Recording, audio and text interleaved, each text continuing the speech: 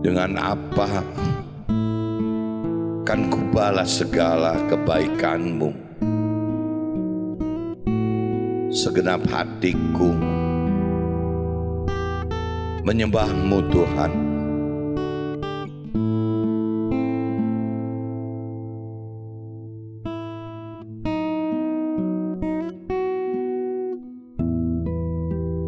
Air mata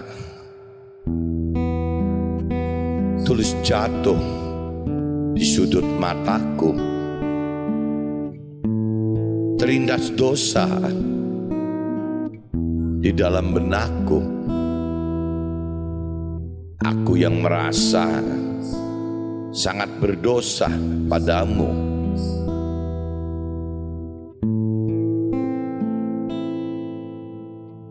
Masih pantaskah aku memohon ampunanmu?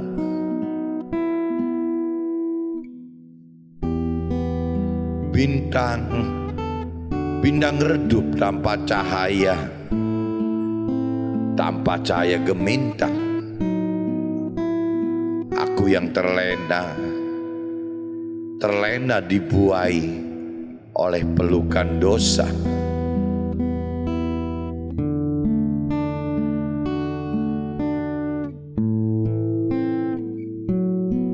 Dengan apa kan kubalas segala kebaikanmu? Segenap hatiku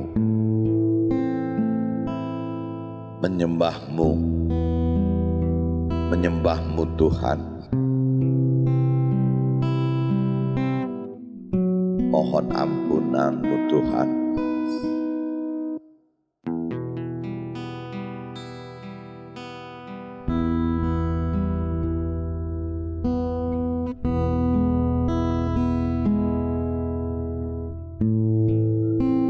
Bintang redup tanpa cahaya gemintang. Aku yang terlena dibuai oleh pelukan dosa.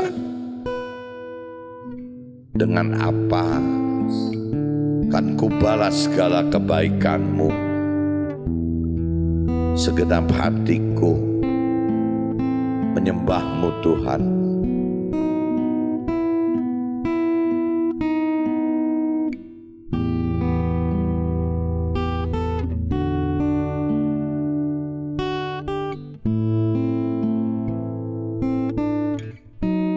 Dengan apa kan kubalas segala kebaikanmu?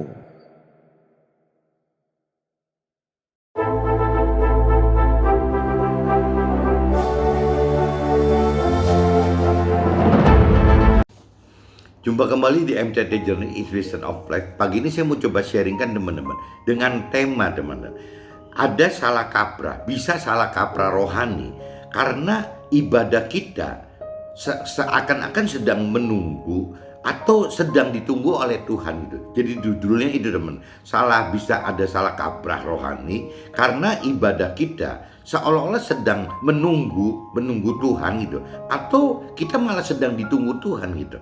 Nah basicnya apa ya, banyak sekali kalau saya lihat di kenyataan teman-teman waktu awal saya dan keluarga saya, teman-teman saya sampai ini hari itu soalnya kesannya itu saling menunggu teman, antara kita menunggu Tuhan atau Tuhan sedang menunggu kita gitu ya.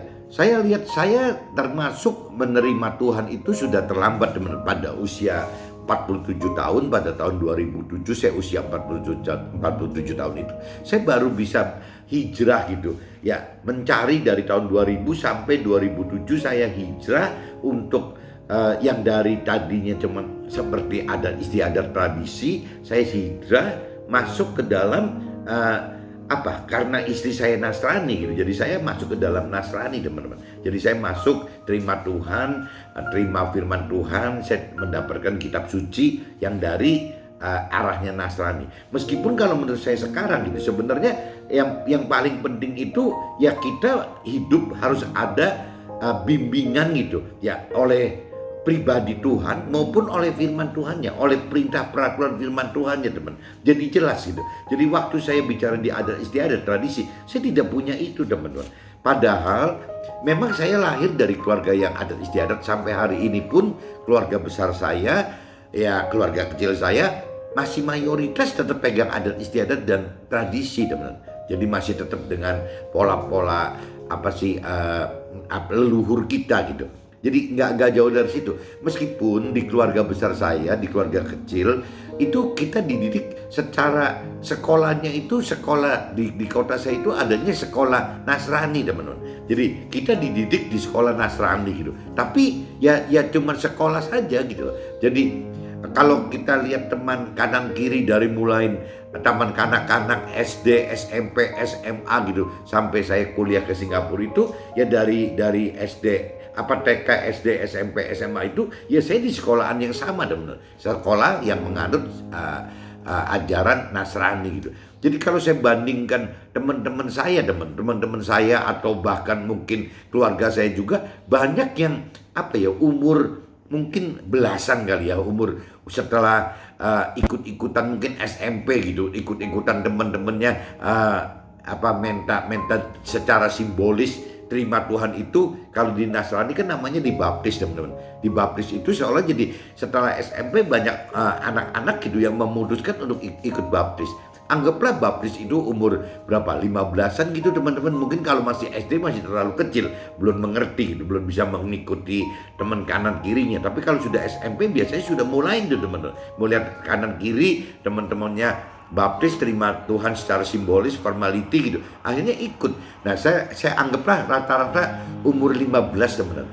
Nah, kalau kita lihat perkembangan misalnya dari 15 sampai umur seperti anggaplah 55 gitu, masa pensiunnya orang pada umumnya. Berarti kan berjalan dari 15 terima Tuhan sampai 55, itu kan 40 tahun, teman-teman. 40 tahun mereka itu punya peluang untuk bisa ya menemukan Tuhan gitu, mencari Tuhan dan menemukan Tuhan. Tapi kalau saya lihat, teman, realita yang ada sekarang gitu, selama dari umur 15 tahun sampai 55, bahkan lebih dari 55 gitu, ya gampangnya berarti kan sudah 40 tahunan, teman.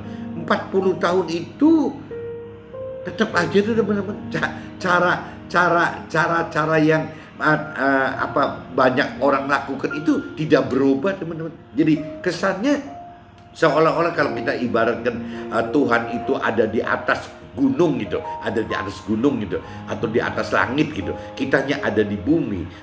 Nah, ini timbul dua persepsi, teman-teman. Kalau persepsi yang saya lihat teman-teman saya yang sudah terima Tuhan, sudah merasa mengaku terima Tuhan, sudah mengenal pribadi Tuhan, sudah mengenal firman Tuhan gitu.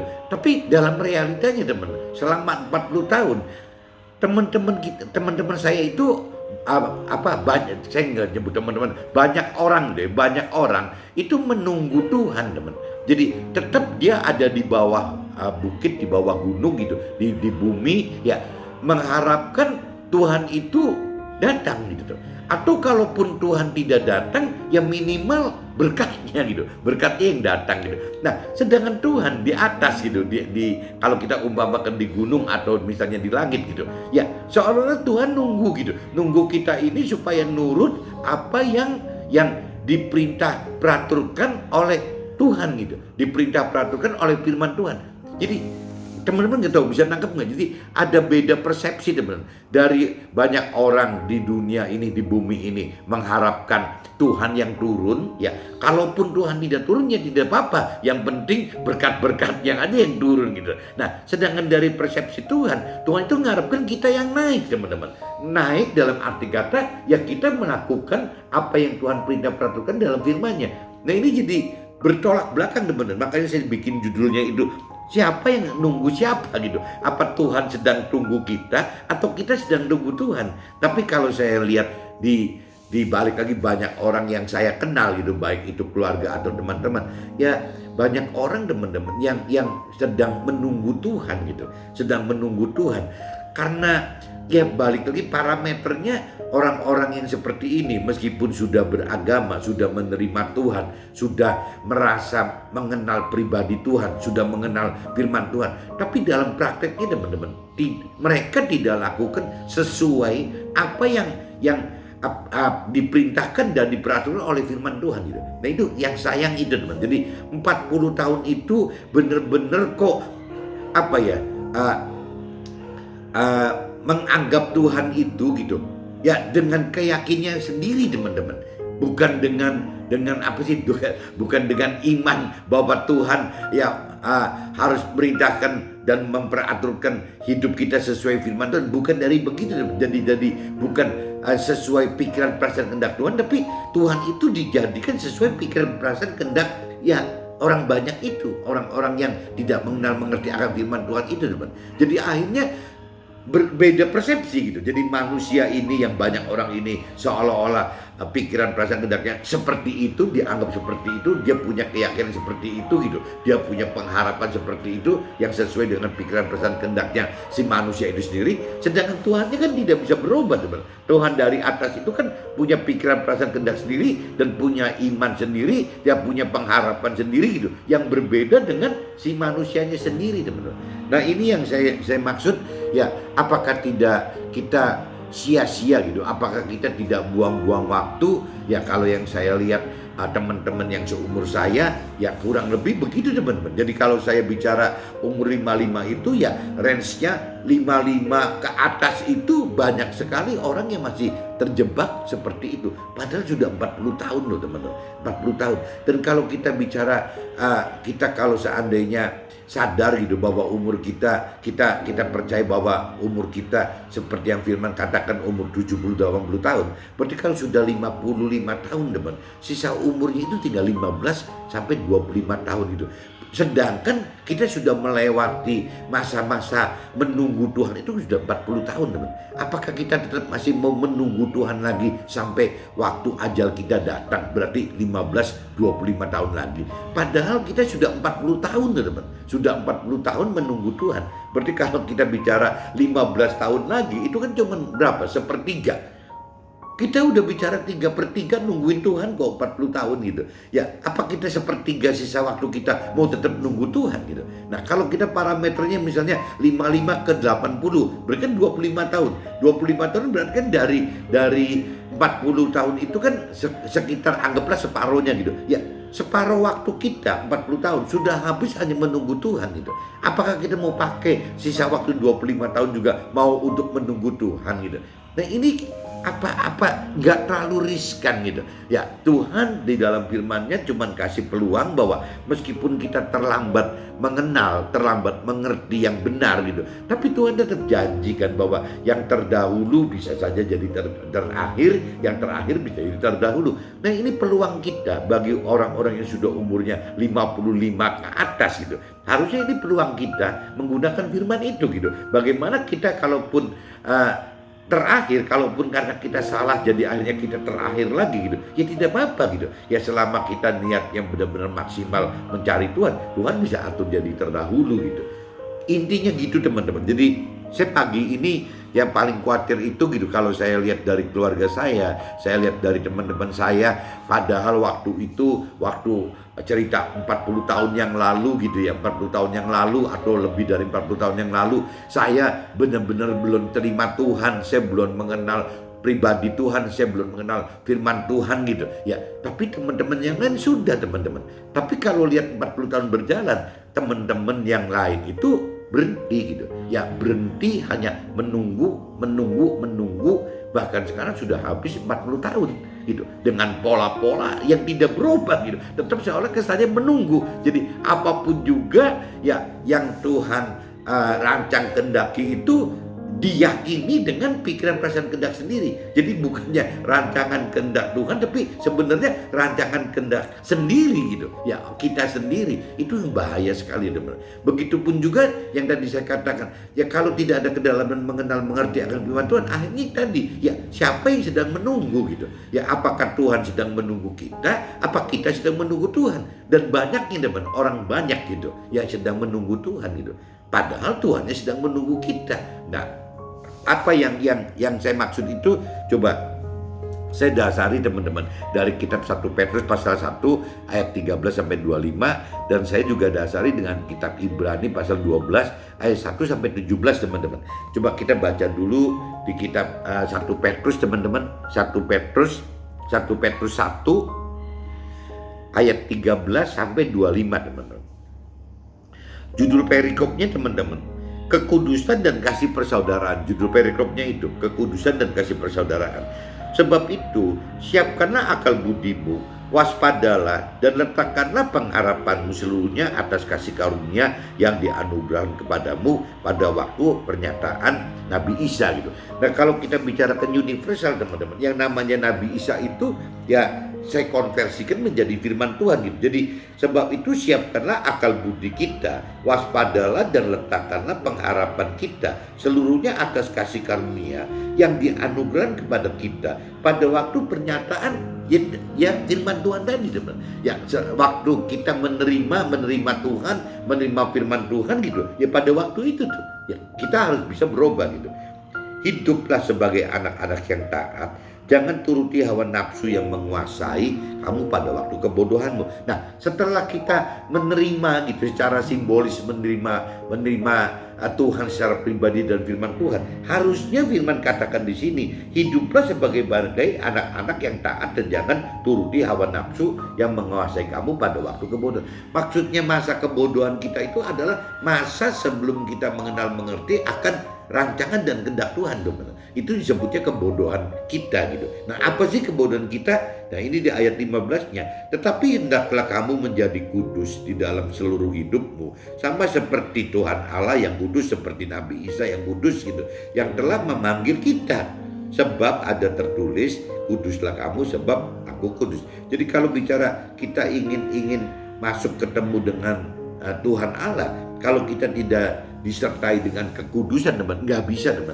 Kudus itu ya harus melakukan perintah peraturan firman Tuhan teman. Jadi bukan cuma menunggu gitu. Ya kita ini ditunggu Tuhan untuk bisa mengenal mengerti akan firman Tuhan. Ya Tuhan menunggu kita untuk mampu melakukan firman Tuhan sehingga kita kudus, sehingga bisa ketemu dengan Tuhan Allah gitu.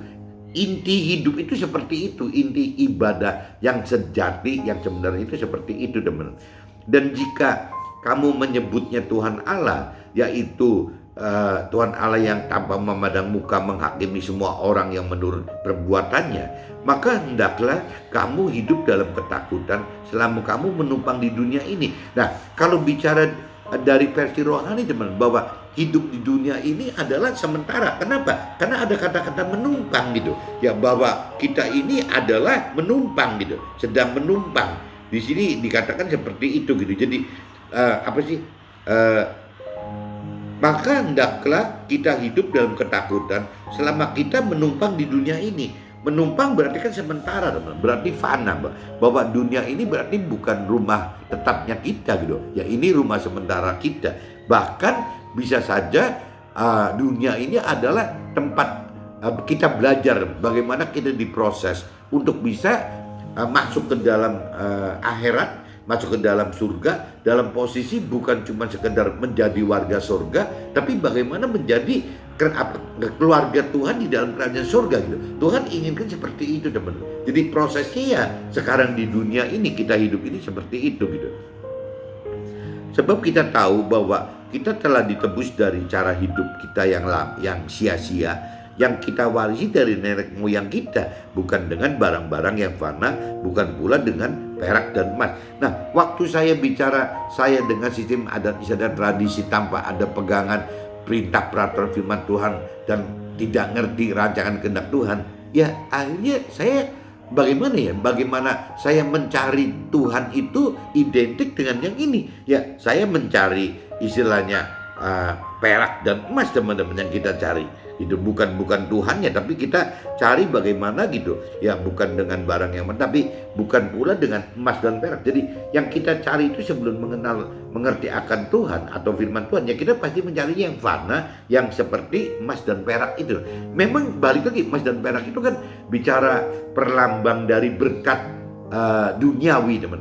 Nah ini yang tadi saya katakan, banyak sekali orang yang menunggu Tuhan itu tidak datang-datang Tuhannya, ya sudah, kompensasinya ya, yang penting pertanda Tuhan datang adalah memberikan berkat-berkat duniawi. Ya berupa apa? Berupa emas dan perak gitu, yang menjadi harta duniawi tadi. Banyak orang yang memaksakan pengenalan pengertian akan Tuhan itu, ya Tuhan itu seperti itu, teman. Tuhan itu adalah sumber berkat gitu. Tapi lupa yang disebut berkat ini berkat yang mana gitu. Kalau Tuhan bicara sumber berkat benar gitu. Ya tapi berkat yang mana? Karena ada dua macam. Ada berkat duniawi dan ada berkat rohani. Nah, orang yang tidak lebih dalam mengenal mengerti firman Tuhan pasti mengharapkan berkat Tuhan itu adalah berkat-berkat yang duniawi. Kalau bicara berkat duniawi, apa bedanya gitu dengan orang yang tidak bertuhan gitu? Toh dia juga parameternya berkat duniawi. Apa bedanya dengan orang-orang yang berkeyakinan gitu? Orang-orang berkeyakinan ya orang yang tidak pernah ribut Tuhan-Tuhanan gitu, meskipun beragama gitu. Itu orang berkeyakinan. Kenapa mereka enggak ribut mencari Tuhan gitu? Kembali lagi karena mereka dengan yakinnya, bukan dengan iman loh, dengan yakinnya, dengan pikiran perasaan kehendak sendiri bahwa dia itu sudah benar gitu ya, bahwa menganggap Tuhan seperti pikiran perasaan kehendaknya sendiri itu sudah benar gitu ya, mengharapkan apa yang dia rancang dan kehendaki sendiri itu sudah benar. Jadi semua itu Tuhan tidak dilibatkan, teman. Jadi kalau ditanya Tuhannya siapa, ya Tuhannya diri sendiri gitu. Karena semua dasarnya keluarnya dari diri sendiri, bukan dari rancangan kehendak Tuhan, dari perintah peraturan firman Tuhan. Karena tidak mengenal mengerti akan firman Tuhan. Ya gitu Tuhan. Akhirnya orang-orang seperti ini terjebak menunggu Tuhan gitu. Ada di dunia menunggu Tuhan supaya Tuhan turun. Kan Tuhan tidak mau turun. Tuhan kan nggak bisa turun, kan ada di lain. Justru kitanya yang mesti naik gitu. Bukannya Tuhan yang harus turun gitu. Tuhan sudah turun melalui Nabi Isa dulu gitu. Lewat Nabi Isa sudah selesai. Nah sekarang Nabi Isa sudah balik ke tahta di sorga lagi gitu, di atas lagi. Ya kita yang naik ke atas, bukan Tuhan yang turun, teman-teman. Ya ini yang mesti teman-teman jangan salah kaprah, maksud saya seperti ininya gitu. Melainkan di sini dikatakan kan tadi bukan pula dengan perak dan atau emas, melainkan dengan darah yang mahal, yaitu darahnya Nabi Isa yang sama seperti darah anak domba yang tak bernoda dan tak bercacat. Ia telah dipilih sebelum dunia dijadikan, tetapi karena kita baru menyatakan dirinya pada zaman akhir. Oleh dialah kamu percaya kepada Allah, oleh Nabi Isa gitu sebagai perantara Tuhan Allah kepada kita, dan oleh firman Tuhan gitulah, oleh firman Tuhan ya kita menjadi percaya kepada Allah yang telah membangkitkan Nabi Isa dari antara orang mati, yang telah memuliakannya, sehingga iman kita dan pengharapan kita tertuju kepada Allah. Jadi kalau Nabi Isa itu sudah secara fisikly mati, teman-teman, ya itu berarti sudah menebus gitu, menebus dosa-dosa kita. Nah bahkan itu dikatakan di situ Nabi Isa mati itu ya Tuhan Allah dimuliakan gitu karena apa yang terjadi di Nabi Isa. Nah kita juga sama, teman. Nabi Isa kan sulungnya kita gitu. Nah cuman bedanya waktu Nabi Isa mati itu secara fisiknya mati. Nah kalau yang Tuhan mau kepada kita itu justru bagaimana caranya kita mematikan hawa nafsu kita, teman. Bagaimana caranya kita mematikan daging kita. Nah kalau Tuhan menghendaki seperti itu supaya kita mendapatkan keselamatan di akhirat, mendapatkan damai sejahtera di akhirat, mendapatkan tinggal bersama Tuhan di dalam akhirat gitu. Tapi kan beda, teman, dengan orang-orang yang berkeyakinan tadi gitu, yang bersikeras bahwa dia menunggu di bawah ya dengan cara-caranya mereka sendiri yang meminta supaya Tuhan jemput dia gitu. Kan nggak bisa begitu, teman-teman. Jadi akhirnya ya dia timbulnya semua salah kaprah lagi gitu ya. Jadi si manusianya menunggu Tuhan, sedangkan Tuhan yang menunggu manusia gitu. Nah ini yang salah kaprah. Nah sebenarnya dengan Nabi Isa sudah menjadi sulungnya kita, menebus dosa-dosa kita. Yang Tuhan Allah kehendaki itu kan bagaimana kita menjadi seperti Nabi Isa untuk bisa naik ke atas ke surga gitu, naik ke akhirat, ke dalam surga gitu.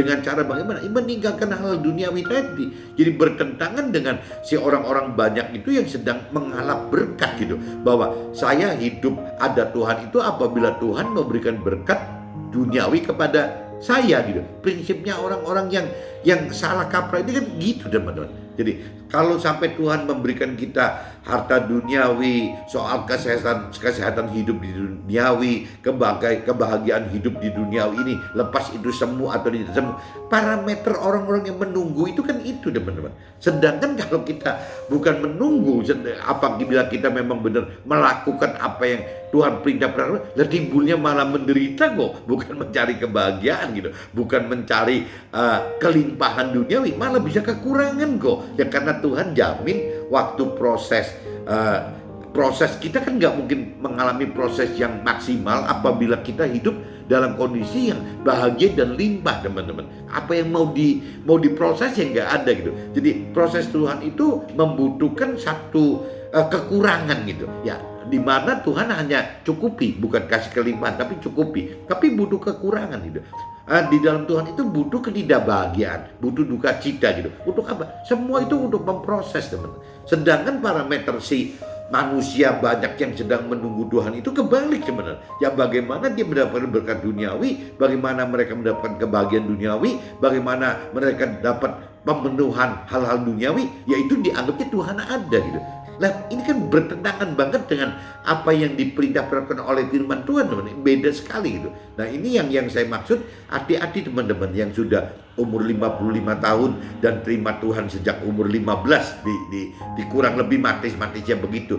Anda ini sudah menunggu 40 tahun loh, menunggu Tuhan gitu.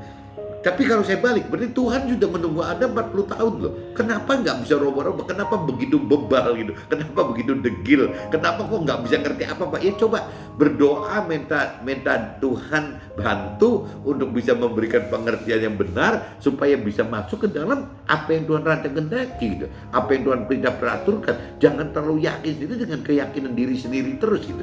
Akhirnya bisa begitu.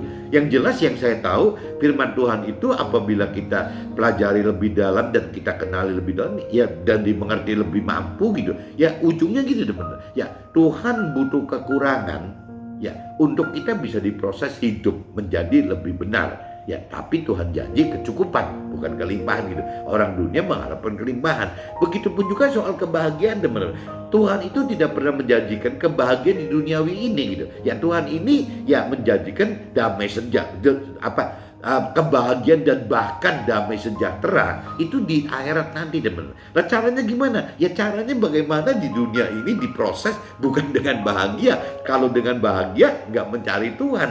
Ya kalau dengan kelimpahan ya kita sudah berlimpah juga tidak akan mencari Tuhan gitu. Justru Tuhan itu menggunakan duka cita itu, penderitaan itu untuk memproses gitu, untuk memproses kita mencari Tuhan. Jadi kekurangan kita itu dipakai Tuhan untuk memproses kita mencari Tuhan. Yang namanya kesengsaraan kita, duka cita kita juga dipakai Tuhan untuk memproses, untuk kita makin mengenal dan mengerti akan Tuhan. Kuncinya gitu, teman. Jadi berbalik, sangat berbalik gitu. Tuhan ngatur seperti itu, tapi manusia duniawi yang diem saja selama 40 tahun itu ngotot gitu dengan maksakan diri, dengan pengertian sendiri, dengan pengharapan sendiri ya, dengan cara begitu ya.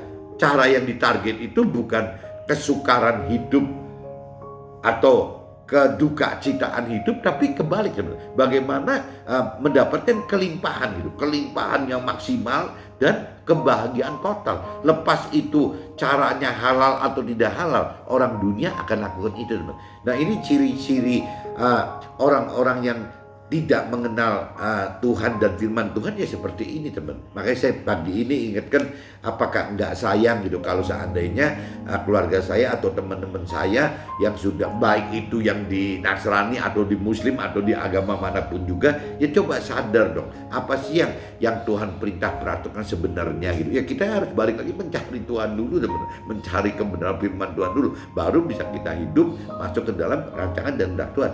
Nah ini kalau saya teruskan lagi, oleh dialah kamu percaya kepada Allah yang telah membangkitkan dia dari antara orang mati, yang telah memuliakannya, sehingga imanmu dan pengharapanmu tertuju kepada Allah gitu. Jadi iman kita bukan keyakinan, pengharapan kita bukan dari pikiran perasaan kehendak sendiri, tapi yang namanya iman kita berarti kita bukan cuma cukup keyakinan gitu, tapi kita harus beriman. Beriman itu harus dasarnya nggak jauh teman. Kata iman itu hanya pantas dipakai untuk Tuhan. Jadi baik beriman, percaya, mengasihi Tuhan, atau baik beriman untuk bisa mengenal, mengerti, dan melakukan firman Tuhan, itu iman teman. Tapi kalau bicara di luar itu, di luar Tuhan dan firman, tidak ada kata iman gitu. Yang ada itu paling ya kata-kata dunia, ya yakin, saya yakin begini, bukan beriman. Nah ini orang dunia juga sering salah kaprah teman.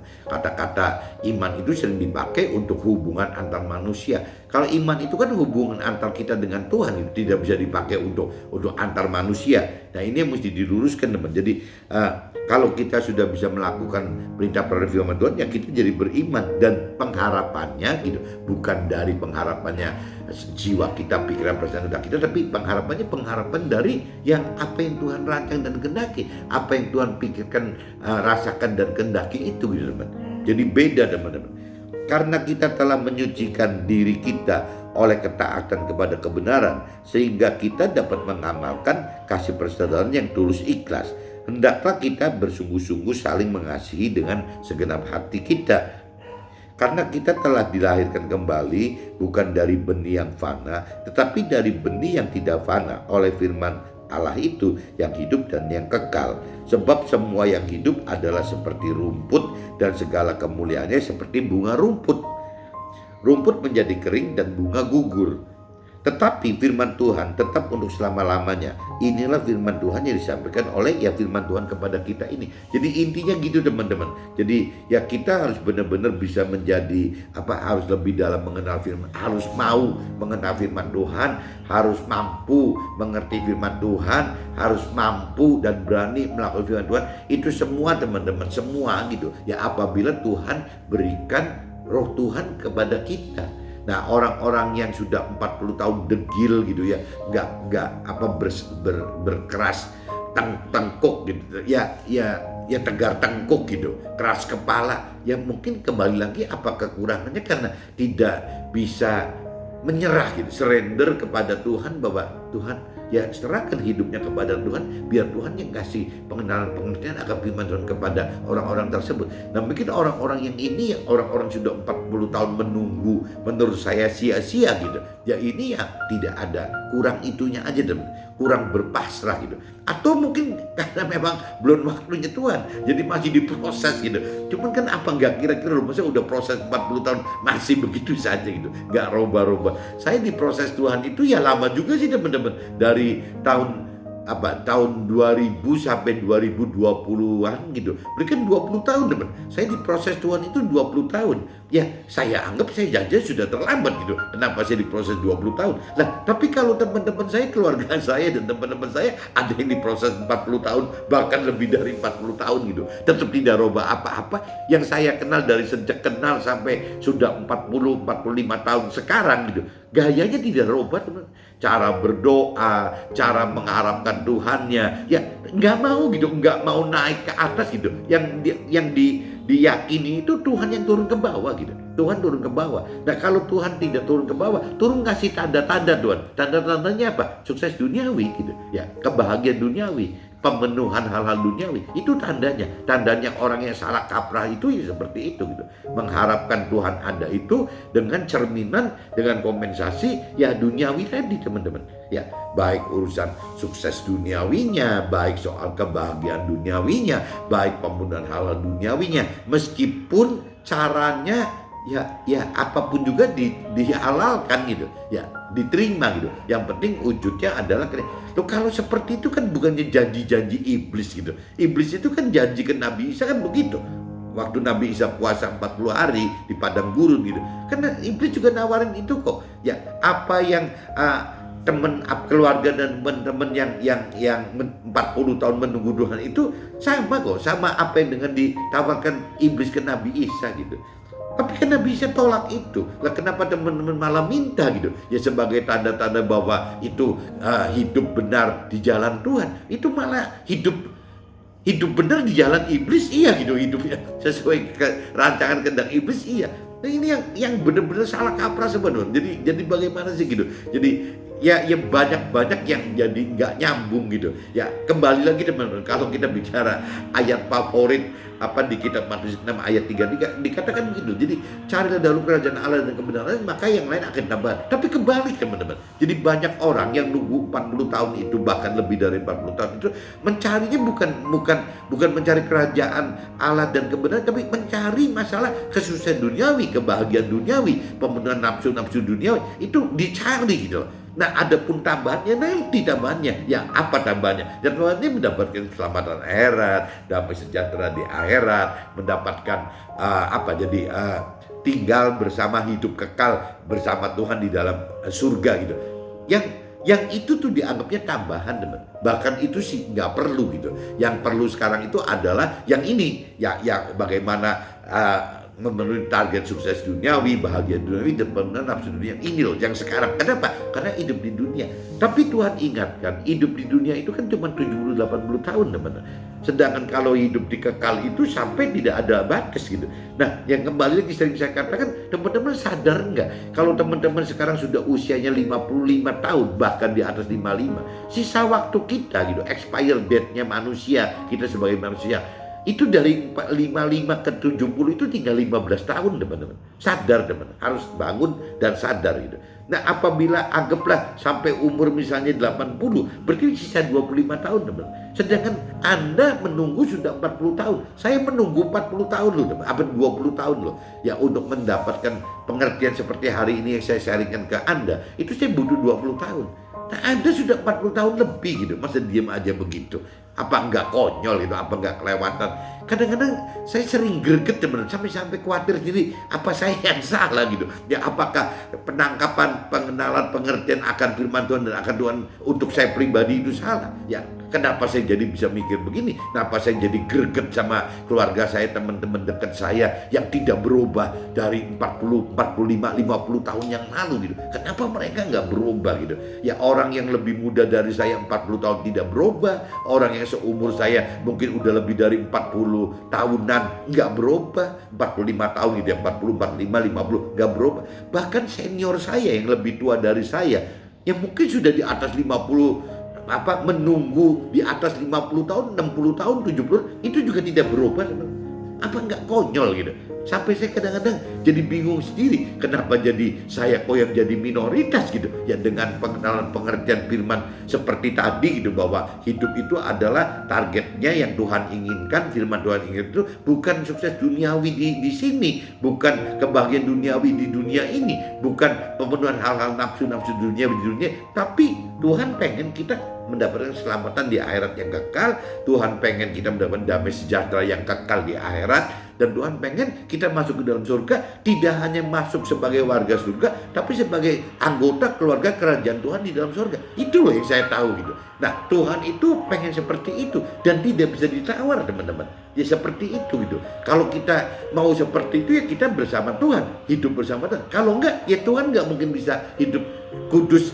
Tidak seperti itu gitu ya. Kita balik lagi berarti akan hidup bersama-sama dengan iblis, seperti yang iblis tawarkan waktu Nabi Isa puasa di padang gurun 40 hari itu. Itu semua loh yang iblis itu janjikan, yang namanya sukses duniawi, iblis itu janjiin kebahagiaan duniawi, iblis itu janjikan masalah pemenuhan nafsu-nafsu duniawi di dunia ini. Itu iblis janjinya itu, teman. Apa teman-teman mau gitu ya, menunggu Tuhan nanti ujungnya dapatkannya masuk ke dalam rancangan kehendaknya iblis.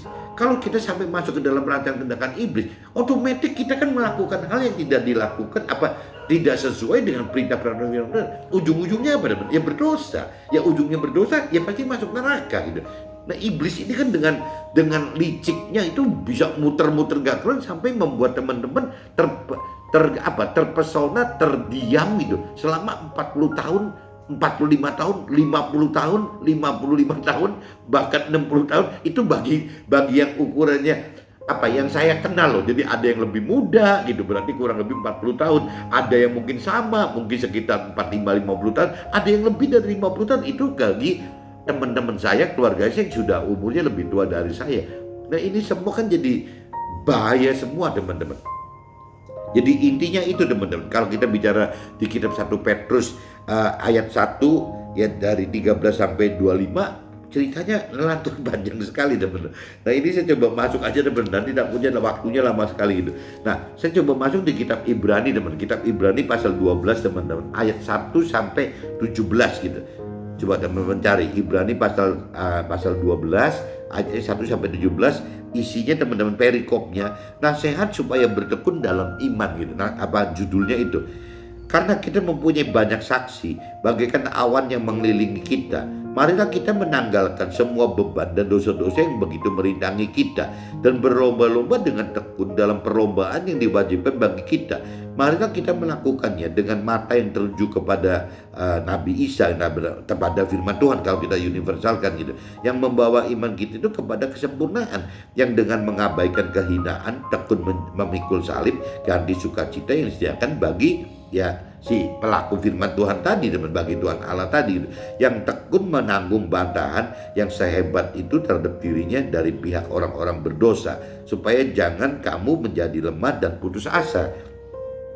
Dalam pergumulan kamu melawan dosa kamu belum sampai mencucurkan darah. Kalau Nabi Isa kan sampai wafat, teman, bercucur darah dan wafat. Dan sudah lupakah kamu akan nasihat yang berbicara kepada kamu seperti kepada anak-anak? Hai anak-anakku, janganlah anggap enteng didikan Tuhan, dan janganlah putus asa apabila engkau diperingatkannya. Karena Tuhan mengajar orang yang dikasihinya, dan Ia menyesal orang yang diakuinya sebagai anak. Nah ini teman-teman yang tadi menunggu 40 tahun, 45 tahun, 50 tahun, 55 tahun, 60 tahun. Kalau 60 tahun tambah 75 berarti 75 teman-teman. Masih di antara deadline 70, 80, rata-rata 75. Berarti ya itu kalau sampai teman-teman yang sudah mencapai umur 75 itu sudah mencapai deadline sebenarnya gitu. Nah ini coba teman-teman bayangin, dan sudah lupakah kamu akan nasihat yang berbicara kepada kita seperti kepada anak-anak? Hai anakku, janganlah anggap enteng didikan Tuhan, dan janganlah putus asa apabila engkau diperingatkannya. Karena Tuhan menghajar orang yang dikasihinya, dan Ia menyesal orang diakuinya sebagai anak. Nah yang 40, 45, 50, 55, 60 yang lagi menunggu Tuhan itu malah menghindar dari ini teman-teman. Padahal firman-Nya katakan seperti itu gitu. Jika kita harus menanggung ganjaran, Allah memperlakukan kita seperti anak gitu. Nah kalau kita nggak diganjar berarti kita bukan anak. Kenapa kita kok menghindar dari diganjar gitu? Dimana kan terdapat anak yang tidak dihajar oleh ayahnya. Tetapi jika kamu bebas dari ganjaran yang harus diderita setiap orang, maka kita bukanlah anak, tetapi anak-anak gampang. Nah, firman Tuhan katakan begitu gitu. Selanjutnya dari ayat kita yang sebenarnya, kita beroleh ganjaran, dan mereka kita harus lebih taat kepada Tuhan Allah segala roh itu supaya kita boleh hidup. Sebab mereka mendidik kita dalam waktu yang pendek sesuai dengan apa yang mereka anggap baik. Ini cerita orang tua, bedanya orang tua mendidik dengan Tuhan mendidik begitu teman-teman. Kalau Tuhan mendidik itu lama gitu, lama. Kalau yang orang tua kan cepat sekali ngedidiknya gitu. Tetapi Dia mengajar kita, tapi Tuhan Allah mengajar kita untuk kebaikan kita, supaya kita beroleh bagian dalam kekudusan Tuhan Allah gitu. Memang tiap-tiap ganjaran pada waktu ia diberikan tidak mendatangkan sukacita, tetapi duka cita. Tetapi kemudian ia menghasilkan buah kebenaran yang memberikan damai kepada mereka yang dilatih olehnya, oleh siksaan penderitaan tadi teman-teman, oleh ganjaran tadi gitu. Sebab itu kuatkanlah tangan yang lemah dan lutut yang goyah, dan hapuskanlah, luruskanlah jalan bagi kakimu, sehingga yang pincang jangan terpelecok tetapi menjadi sembuh. Berusahalah hidup damai dengan semua orang, dan kejarlah kekudusan, sebab tanpa kekudusan tidak seorang pun akan melihat Tuhan. Jagalah supaya jangan ada seorang pun menjauhkan diri dari kasih karunia Allah, agar jangan tumbuh akar yang pahit yang menimbulkan kerusuhan dan yang mencemarkan banyak orang. Janganlah ada orang yang menjadi cabul atau yang mempunyai nafsu yang rendah seperti Esau, yang menjual hak kesulungannya untuk sepiring makanan. Sebab kita tahu bahwa kemudian ketika tidak menerima berkat itu, ia ditolak. Sebab ia tidak beroleh kesempatan untuk memperoleh kesalahannya, sekalipun ia mencarinya dengan mencucurkan air mata. Nah ini jangan sampai kita tertolak seperti Esau teman-teman, karena kita tegar tangkok, degil segala macam itu akhirnya malah jadi tertolak. Nah ini saya langsung masuk aja teman-teman ke dalam draft saya. Ini takutnya waktunya jadi jadi ngamblas gitu. Di dalam kitab 1 Petrus pasal 1 ayat 13 teman-teman. Sebab itu siapkanlah akal budimu, waspadalah dan letakkanlah pengharapanmu seluruhnya atas kasih karunia yang dianugerahkan kepadamu pada waktu pernyataan Nabi Isa, yakni perintah dan peraturan firman Tuhan Allah, di mana Nabi Isa adalah sulung dari kita yang menjadi alat Tuhan gitu teman-teman. Di dalam kitab 1 Petrus pasal 1 ayat 14 teman-teman, hiduplah sebagai anak-anak yang taat dan jangan turuti hawa nafsu yang menguasai kamu pada waktu kebodohanmu. Jadi ya tadi saya sudah jelaskan bahwa kalau kita tidak mengenal mengerti firman Tuhan, firman Tuhan katakan ya kita bodoh gitu. Firman Tuhan ingatkan agar kita lebih kenal dan lebih mampu mengerti apa yang diperintah dan diperaturan Tuhan gitu.